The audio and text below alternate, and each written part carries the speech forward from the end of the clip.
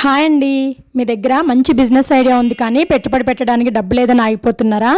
లేకపోతే మీకున్న చిన్న బిజినెస్ని ఇంకా డెవలప్ చేద్దాం అనుకుని పెట్టుబడికి భయపడి వెనకడిగేస్తున్నారా? అయితే ఈ వీడియో మీకోసమే. ఎందుకంటే మనం ఈ వీడియోలో ప్రభుత్వం అందిస్తున్న ముద్రా లోన్ గురించి ఇప్పుడు తెలుసుకోబోతున్నాము. మీరు ఈ వీడియో చివరి వరకు చూస్తే ముద్రా లోన్కి ఎవరు అర్హులు, ఎలాంటి బిజినెస్లకు వర్తిస్తుంది, ఎంత అమౌంట్ వస్తుంది, ఏ డాక్యుమెంట్స్ కావాలి అనే కంప్లీట్ ఇన్ఫర్మేషన్ మీకు ఈ వీడియోలో దొరుకుతుంది. కాబట్టి వీడియో ఎక్కడ స్కిప్ చేయకుండా లాస్ట్ వరకు చూడండి. ఫస్ట్ మనము ముద్రా లోన్ అంటే ఏంటో ఇప్పుడు తెలుసుకుందాం. ముద్రా అంటే micro units development and refinancing agency.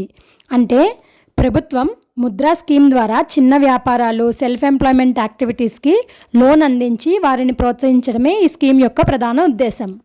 మరి ఈ స్కీమ్కి ఎవరు అర్హులు అంటే కొత్తగా బిజినెస్ స్టార్ట్ చేయాలనుకునేవారు లేదా ఎగ్జిస్టింగ్ స్మాల్ బిజినెస్ ఉన్నవాళ్ళు ఈ స్కీమ్ కింద లోన్ తీసుకోవచ్చు. ముద్రా లోన్లో మెయిన్గా 4 కేటగిరీస్ ఉంటాయి. అవేంటంటే శిశు, కిషోర్, తరుణ్ అండ్ తరుణ్ ప్లస్. శిశు ద్వారా 50,000 వరకు లోన్ పొందవచ్చు. కిషోర్ ద్వారా 50,000కు పైబడి 5 లక్షల వరకు లోన్ పొందవచ్చు. తరుణ్ ద్వారా 5 లక్షలకు పైబడి 10 లక్షల వరకు లోన్ పొందవచ్చు. తరుణ్ ప్లస్ ద్వారా 10 లక్షలకు పైబడి 20 లక్షల వరకు లోన్ పొందవచ్చు. అయితే తరుణ్ కేటగిరీలో లోన్ తీసుకుని దాన్ని సక్సెస్ఫుల్గా రీపే చేసిన బారోవర్స్కి మాత్రమే తరుణ్ ప్లస్ పొందే అవకాశం ఉంటుంది. ఇంకా ఇంట్రెస్ట్ రేట్ విషయానికి వస్తే ముద్రా లోన్కి ఒకే ఫిక్స్డ్ ఇంట్రెస్ట్ రేట్ అందరికీ ఉండదు.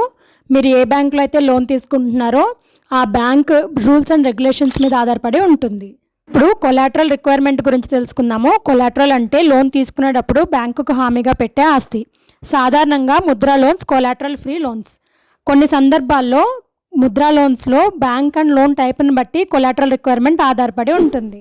ఇంకిప్పుడు ముద్రా లోన్కి కావాల్సిన డాక్యుమెంట్స్ గురించి తెలుసుకుందాం. లోన్ అప్లై చేయడానికి బ్యాంకుకి వెళ్ళేటప్పుడు మీ KYC documents, bank account details, photographs, business related documents తీసుకెళ్ళడం మంచిది. Next important point business plan. Mudra loan కోసం బిజినెస్ ప్లాన్ చాలా ఇంపార్టెంట్ పాయింట్. బిజినెస్ ప్లాన్ అంటే మీ బిజినెస్ ఎలా నడుస్తుంది, ఎంత పెట్టుబడి కావాలి, ఆ డబ్బును దేనికి ఉపయోగిస్తారు, నెలకు ఎంత సేల్స్ వస్తాయి, ఖర్చు ఎంత ఉంటుంది, ప్రాఫిట్ ఎంత వస్తుంది అనే పూర్తి ప్లాన్ని బ్యాంక్ అందజేయడం చాలా అవసరం.